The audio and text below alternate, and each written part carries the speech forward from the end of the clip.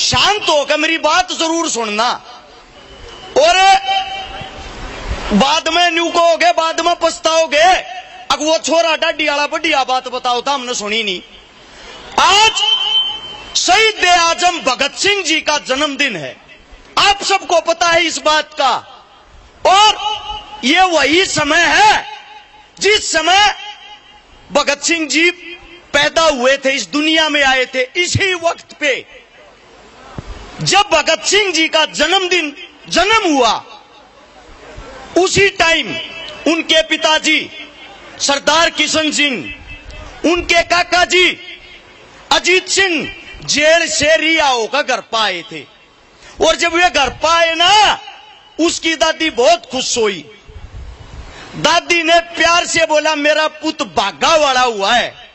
उस भागा वाले शब्द से सरदार जी का नाम भगत सिंह रख दिया। और आप सब ने बहुत सारी गाथाएं सुनी होंगी, आप सब ने यह पढ़ा होगा कोई भगत सिंह था या कोई भगत सिंह है। आप लोगों को एक बात बता दूं, आपकी रूह कांप जाएगी जो जिंदगी इन्होंने काटी है, अगर इनके बारे में सच्चाई सुन लोगे। छोटी सी सच्चाई, भगत सिंह के वे आखिरी 12 घंटे, पूरे जीवन को छोड़ दो, भगत सिंह के आखिरी 12 घंटे कैसे थे आप लोगों के सामने बताता हूं। ये मान लो ये वही लाहौर सेंट्रल जेल है और मैं यहां जेल के अंदर खड़ा हूं, आप सब जेल के बाहर खड़े हो। यही नजारा उस दिन जेल के बाहर था, 23 मार्च 1931 को। और जोर की आंधी आती है उस दिन, दोपहर का समय, सब कुछ सुनसान। अचानक से वार्डन चरत सिंह जेल के अंदर भागा हुआ आता है, रोता रोता, आज मेरे भगत सिंह को मार देंगे, आज मेरे भगते को मार देंगे। जेल की हर एक कोठड़ी के गेट को बंद कर देता है। उसी जेल में 14 नंबर बैरक में सरदार शहीद आजम भगत सिंह, जिनकी उम्र मात्र 23.5 साल, 5 फुट 10 इंच लंबा शरीर, जिसके अंदर फांसी के टाइम 62 किलो वजन, और फांसी से पहले जब जेल में जाने से पहले 57 किलो वजन, 28 की कमर, 32 की छाती।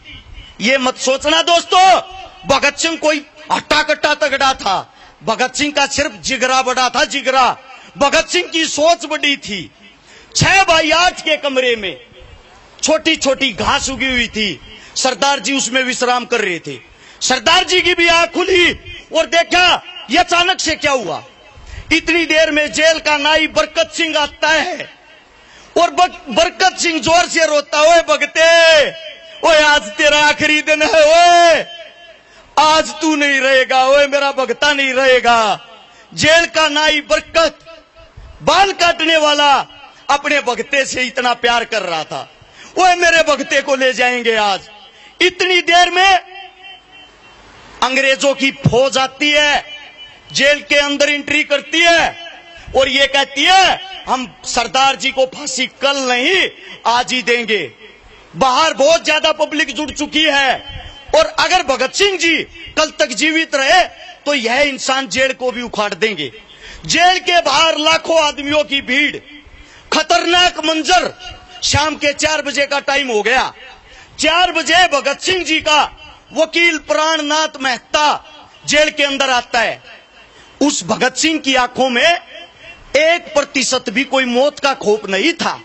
अपने वकील साहब से पूछता, वकील साहब मेरी किताब लाए। किताबें पढ़ने का बहुत ज्यादा शौकीन सरदार जी, किताब लेते ही पढ़ने बैठ जाता है। प्राणनाथ की आंखों में आंसू थे। इतना निडर, इतना बहादुर लड़का मैंने आज तक अपने जीवन में ना देखा है ना सुना है। वहां बैठकर प्राणनाथ कहता है, भगत सिंह देश के लिए कोई आखिरी बात कहना चाहता है। बिना किताब से मुंह हटाए भगत सिंह ने कहा, साम्राज्यवाद मुर्दाबाद, इंकलाब जिंदाबाद, इंकलाब जिंदाबाद। यह शब्द सुनते ही प्राणनाथ मेहता आगे की तरफ निकल गया। इतनी देर में भगत सिंह की एक आखिरी ख्वाहिश थी दोस्तों, आज मुझे शर्म आती है एक बात बताते हुए, एक जातिवाद का कीड़ा आप लोगों को खा गया, कुचल गया। इसी चीज को खत्म करना चाहता था मेरा भगता। उसी जेल के अंदर जो भगत सिंह की सफाई करता था उसका नाम था बोग्गा। उसको प्यार से कहते थे बोग्गा भंगी, जो एक वाल्मीकि समाज से था। भगत सिंह बोला, रे बोगे तू मेरी सफाई करे, तू मेरा मलमूत्र ठावर है, मेरा ऐसा मन करे, ऐसा दिल करे, तने प्यार ते बेबे कह दूं। क्योंकि पंजाब में माता जी को बेबे कहते हैं, बेबे। भगत सिंह बोला, ये साफ सफाई का काम सिर्फ एक माता कर सकती है, उससे अलग नहीं। और तू मेरी साफ सफाई करने लग रहा है, तू मेरी बेबे है। ये शब्द सुनते ही बोगा बोला, सरदार जी कैसी बात कर रहे हो, आप एक उच्च जाति से आते हो, लोग मेरे को मार देंगे बाहर। सरदार जी बोला, रे कौन सी उच्च जाति और कौन सी नीच जाति, कौन सी जाति छोटी होती है। यह बात बोलकर बोगे को बोलता है, मैं तेरे हाथ से खाना खाऊंगा, मेरे लिए खाना लेके आना है। बोगा अपने हाथ से खाना बनाकर भगत सिंह के लिए जेल में लेकर गया। बोगा डर रहा, अगर भगत सिंह खाना खाओगा मेरे हाथ का, इतना बड़ा इंसान, इतना बड़ा हीरो। भगत सिंह कहता है, निवाड़ा तोड़ टूक का। बोगा निवाड़ा तोड़ता, उसी के हाथ से खाता है। खाते ही रोने लग गया बोगा। निवला रोते हुए हाथ जोड़कर, ओए भगते, मैंने जीवन में कभी भगवान को नहीं देखा था, लेकिन आज मैं अपनी आंखों से भगवान को देख रहा हूं। तू सच्चा भगवान है, तू सच में भगवान है। यह बात बोलते ही भगत सिंह बोगे की कोड़ी भर ले है और 5 मिनट दोनों रोते हैं और कहते हैं, हमें ये जातिवाद का ही तो कीड़ा खत्म करना है मेरे दोस्त। भगत सिंह की आखिरी ख्वाहिश थी, भगत सिंह ने कहा था, ओए बोगे, ओए जिस दिन मैं फांसी पे चढ़ू ना, फांसी पे, वो फांसी का फंदा मेरी दुल्हन है। ओए जिस दिन मैं फांसी पर चढ़ूं, तू मुझे अपने हाथ से खाना खिलाएगा। उसी जेल के बाहर 23 तारीख को वो बोगा गेट बीट रहा है और रो रहा है, हाथ में टिप्पण है। भगत सिंह की माताजी पिताजी से आगे खड़ा होकर अंग्रेजों को गालियां दे रहा और कह रहा है, ओए करूर अंग्रेजों, ओए हत्यारों, ओए एक बार मेरे भगते को मेरे हाथ की एक निवाला खाने दो, ओए बेशर्मो, एक आखिरी ख्वाहिश पूरी करने दो रे। बाहर पूरी पब्लिक तड़प रही, सब इस बात का इंतजार कर रहे, हमारा भगता कब बाहर होगा। हम गुलाम थे, गुलाम। अगर हम एक एक ईंट उठाते, वो जेल कहीं भी दिखाई नहीं देती। हम मानसिक रूप से गुलाम थे, आज भी गुलाम हैं। अगर भगत सिंह जीवित होता, आज हमें ये राजनीति का और ये जातिवाद का बोझ नहीं ढोना पड़ता। उसी टाइम समय हो गया, भगत सिंह को बाहर निकाल लेते हैं, आखिरी स्नान करवाया जाता है और भगत सिंह, राजगुरु, सुखदेव, तीनों को लेकर फांसी के तख्ते पर जाते हैं। सोच के देखना दोस्तों, जिस इंसान को आप लोग आज पूज रहे हो, जिस इंसान को आज आप लोग भगवान मान रहे हो, है भी है हमारे भगवान, इन इंसानों को जब फांसी दी गई, फांसी देने के बाद पूरी जेल रो रही थी, पूरी जेल की आंखों में पानी था। और फांसी देने के बाद वहां के जो जेल अधिकारी थे उनको बोला, रहे शिनाख्त तो कर लो। अंग्रेजों ने भी शिनाख्त करने से मना कर दिया था और उनको पता लगा, अगर सामने के गेट से निकाल लेंगे पब्लिक जीता मार देगी, अगर इनका अंतिम संस्कार अंदर ही कर दिया, जेल के बाहर धुआं जागा, कदे पब्लिक भड़क जा। एक ट्रक में टुकड़े टुकड़े करके इन शहीदों के बोटे बोटे करके एक बोरे में डाल के बंद करके खुले ट्रक में फेंक दिया। जिस ट्रक में सब्जी आती थी, फल आता था, उस ट्रक में फेंक दिया। और उस ट्रक में फेंकने के बाद पीछे जेल का ओटड़ा तोड़ा, पिछले रास्ते तक निकाल ले गए। पिछले रास्ते तक निकाल कर रावी नदी पर ले जाकर मटिया तेल लेकर उन फूकने की कोशिश करें थे कि न जला दो न्यू का न्यू, लेकिन पब्लिक भड़क जाती है, पब्लिक वहां पहुंच जाती है और वे अंग्रेज उनको छोड़ के भाग जाते हैं। वहां जनता उन सबों को अपने कब्जे में ले लेती है। सब जगह यह बात फैल गई कि भगत सिंह राजगुरु सुखदेव नहीं रहे।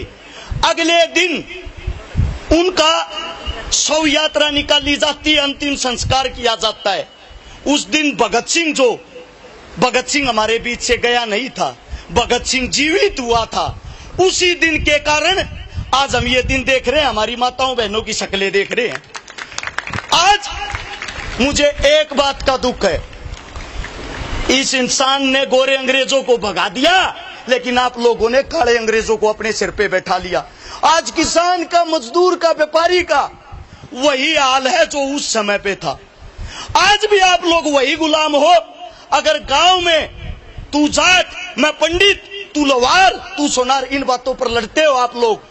मैं आप लोगों से पूछना चाहता हूं, किसी अस्पताल में इलाज के लिए जाते हो, जब आप मरने वाले हो और आपको ट्रीटमेंट की जरूरत है, डॉक्टर को कभी ये पूछा आपकी जाति क्या है? जब तो आपको ये दिखता कदे मरना जावा तावड़े है, ऑपरेशन करा लिया। डॉक्टर से भी ये पूछा करो, अगर मेरी जाति का तो मेरा ऑपरेशन कर, वरना मत करना। इन लोगों ने आप लोगों को ये चीजें सिखाई थी। भगत सिंह एक नाम नहीं, एक विचारधारा है। आप भी भगत सिंह हो, आप भी भगत सिंह हो। भगत सिंह एक नहीं, 1000 भी हो सकते हैं, भगत सिंह 1 लाख भी हो सकते हैं, और भगत सिंह 1 करोड़ भी हो सकते हैं। साथियों, अपने अंदर के भगत सिंह को जगाओ। मुझे दुख होता है इनके नामों के पीछे आज भी शहीद का दर्जा नहीं है। इनको आज भी शहीद का दर्जा नहीं है। आप लोगों ने तो लिख दिया बैनर पे शहीद आजम। मैं आप लोगों से पूछना चाहता हूं, किताबें निकाल के देखना, इनके नामों के आगे आतंकवादी शब्द लगा रखा है। आतंकवादी। आजाद होने के बाद भी हमारे शेरों के साथ ऐसा दुर्व्यवहार, ऐसा काम क्यों? हमारे अंदर एकता नहीं है। हम आपस में लड़ते हैं, हम आपस में मरते हैं, आपस में कटते हैं, एक दूसरे के काम नहीं आते। एक राजनेता आप लोगों को मूर्ख बना के वोटें ले जाता है जब आप एक हो जाते हो, लेकिन अपने लिए आज तक एक नहीं हुए। मैं सभी साथियों से एक बार ये कहना चाहता हूं, सब खड़े होकर 1 मिनट का मौन धारण करेंगे शहीद आजम भगत सिंह जी के लिए। एक बार आप अपनी जगह पर खड़े हो जाओ और वही माहौल, वही नारा जो भगत सिंह का नारा था, इंकलाब जिंदाबाद वाला, मैं बोलूंगा इंकलाब। आप लोगों ने जोर के साथ एक सुर में नारा लगाना, दोबारा से इस इंसान को ऊपर हमारी आवाज सुननी चाहिए। आप बोलोगे जिंदाबाद, तैयार हो? तैयार। इंकलाब जिंदाबाद, इंकलाब जिंदाबाद, इंकलाब जिंदाबाद। धन्यवाद आप सबका। मेरे मुंह से कोई गलत शब्द निकला हो, आपका बच्चा हूं, आपका बेटा हूं, माफी चाहता हूं। सब आप अपने जगह पे अपना स्थान